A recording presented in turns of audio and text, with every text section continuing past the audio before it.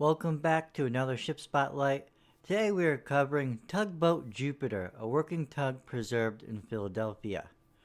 Jupiter is a historic harbor tugboat built in 1902, representing the early era of steam-powered tugs that worked America's busiest ports.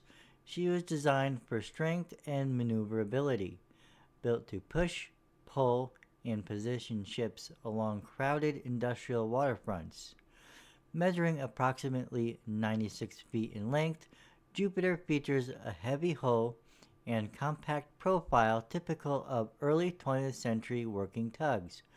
Vessels of her type were essential to port operations, handling everything from cargo ships to naval vessels in tight harbor conditions.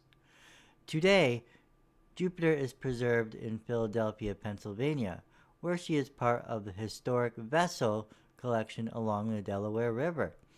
Though no longer in active service, she stands as a tangible example of the workboats that quietly kept ports moving during the height of American maritime commerce. As a surviving steam era tug, Jupiter highlights the overlooked but vital role of harbor tugs, small ships with outsized importance in maritime history.